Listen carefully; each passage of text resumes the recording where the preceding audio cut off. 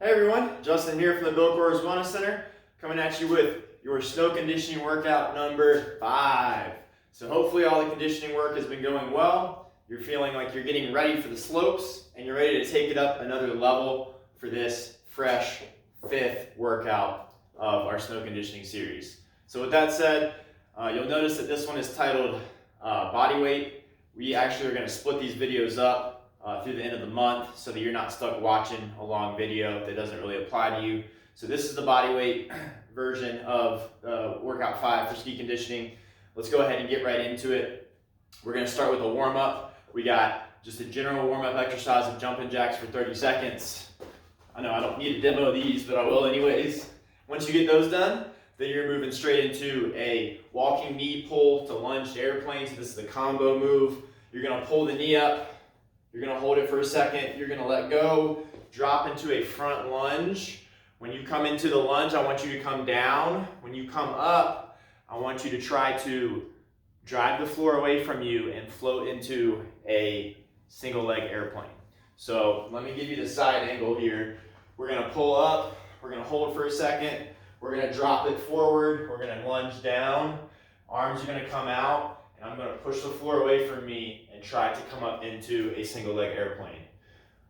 Second or two hold in that single leg airplane with a soft knee.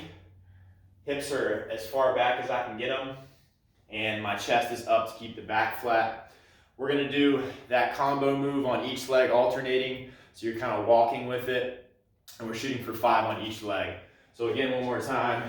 Pull up, drop it forward, toes pointing forwards, come down. Push the floor away, float that leg.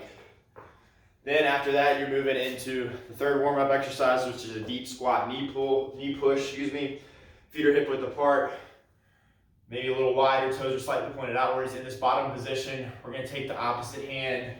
We're gonna push the knee out 10 times on one side, 10 times on the other.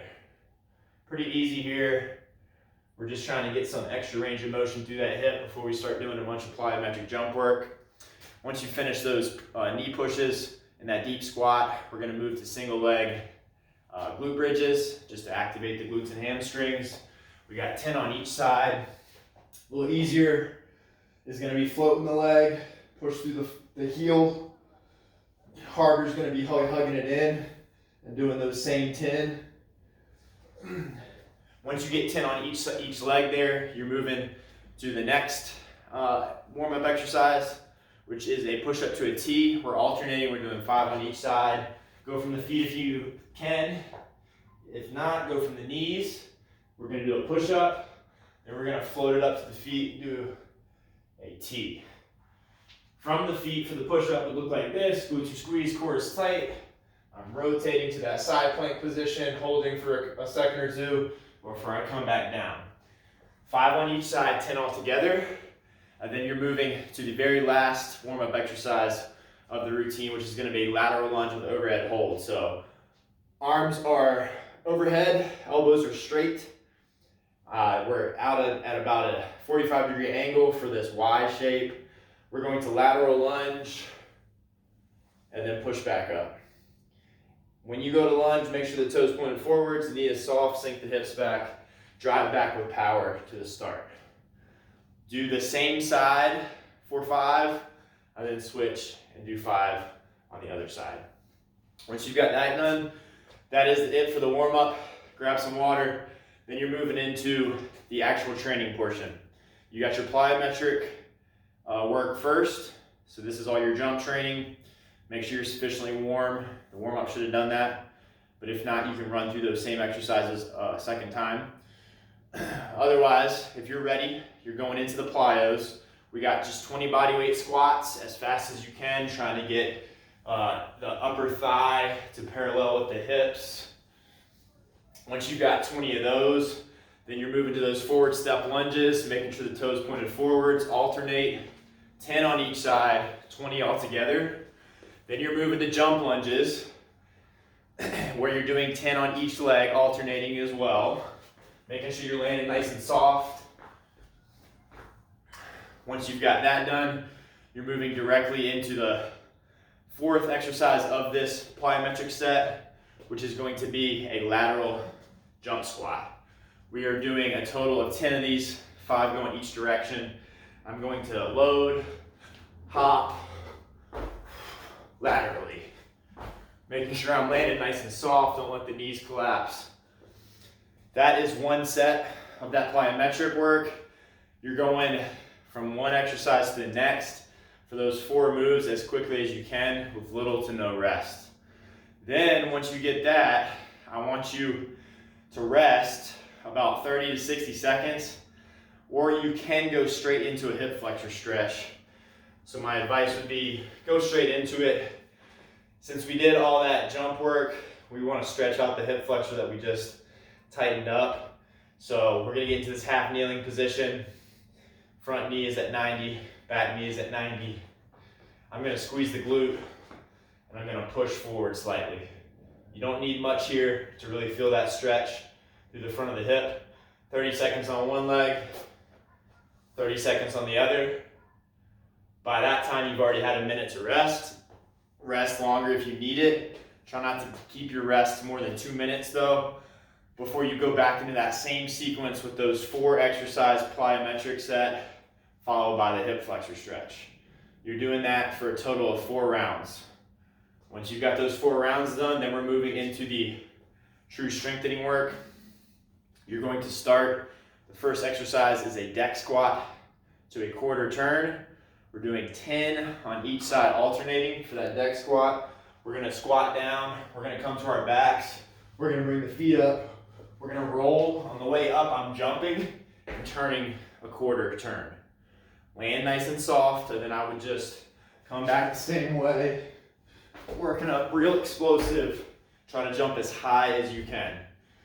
10 of those going each way, so for a total of 20. And then you're moving, you're resting about 30 to 60 seconds between exercises. So then you're gonna go to your second exercise of this superset, which is a standing 4-way toe tap. Okay, for this standing 4-way toe tap, we're going to start with the weak leg first. We're gonna float the other leg, and basically what it's gonna look like, we're gonna imagine a clock. I wanna keep my heel on the ground, but I want to sink and push my hip back. I'll give you the side view here. I'm going to go 12 o'clock first, tapping with the heel. Then I'm going to go to 9. Then I'm going to go to 6 directly behind me. Then I'm going to go to 3, which is going to be the hardest one, all the way over here. Try to make sure all the body weight is on that leg that's on the ground. I want you to go through that same sequence of touches all the way around those 4 touches 6 times through on the same leg before you move and do the same thing on the other leg. Make sure you're keeping a stable core on this. All the motion is in knees and hips, so I really want you to drive those hips back. Keep in mind that the goal here is to keep the knee stacked over the toe. Don't let it collapse in, especially on this one. Don't let it do this number as you're going to tap back here. I want you to try to keep everything nice and stable. Core stays stable as I'm doing this. Again, all the way through. Looks like that. I'm doing 6 and then 6.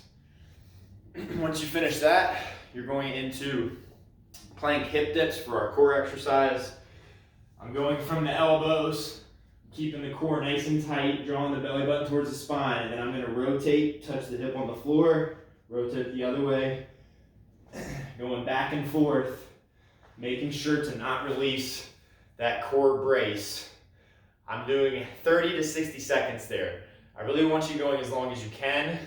So if you can make it longer than 60 seconds before you start sagging in your hips, then by all means do that. But max hold really on that plank hip dip. That finishes one set of the first superset. So again, you got the deck squats to quarter turn. You've got the 4-way toe touches or foot touches. And then you've got your plank hip dips for time. Complete 4 sets there, resting about 90 seconds between sets. And then you're rolling into the 4th or to the final 4 sets, which is a totally different grouping of exercises. So for this last superset, you're gonna do a single leg hamstring or glute bridge, 10 to 15 on each side. Those are wide range there because these are pretty tough. Use a chair or a bench or a couch. A little bit different. I want a little bit different form here than if we were having our foot flat. I want you to drive the heel in. I want you to come up, hold for a second, and it's gonna look like this. So you should be getting both glute work as well as hamstring work. 10 to 15 on one side, 10 to 15 on the other. I suggest you do weak leg first with that, as we always do when we're doing single-sided stuff. Once you finish those single leg hamstring glute bridges, 10 to 15 on each side, you move into the second exercise, which is a founder's position hold. Basically, feet are gonna be hip width apart, toes are pointed forwards, soft bend in the knees, drive the hips back, arms come up overhead, thumbs towards the ceiling, and we are holding here for 30 seconds. I want you to try to get your hips as high as you can without straightening your legs, okay? Thumbs are as high towards the ceiling as you can get them. 30-second hold there, then, or really longer if you can. It's a max hold as it's written. So try to hold it longer if you can. You know you're done when you're just shaking and your arms are starting to drop and you want to start squatting and dropping the hips. Once you finish that founder's position, you're going to rest again, and then you're going into the third and final exercise, which is a push-up to a kick through. We're going to get in top of push-up position. Squeeze the glutes, keep the core tight. Screw those hands into the floor, don't let them flare out. I'm going to come down. As I push up, I'm rotating, keeping my hips up, and I'm meeting left foot to right hand. Coming back to the start, same thing on the other side. Left hand meets right foot. So all together, it's gonna look like this. Keep that core nice and tight. We're working on shoulder stability as well as core. I want you doing that combo move for around 5 to 6 on each side. Don't go to complete failure, but I want you getting pretty close. That completes the final superset. So again, those 3 exercises are that single leg hamstring glute bridge using a couch, chair, or bench like I've got back here. For 10 to 15, you've got that founder's position. Max hold as long as you can. And then you've got your push-up to kick through on each side, 5 to 6. Total of 10 to 12. Once you got that done, you're going 4 sets there, resting about 90 seconds between sets. That is it for this conditioning workout 5. You'll notice we're really bumping up the volume for everything. So hopefully you're still hanging tough. Remember to do a static stretch exercise or use a foam roller. Once you finish, if you go back on our channel, there are plenty of post-workout and recovery sessions that you can find in the Stretch Break playlist. So be sure to check them out. All right, I'll catch you next time.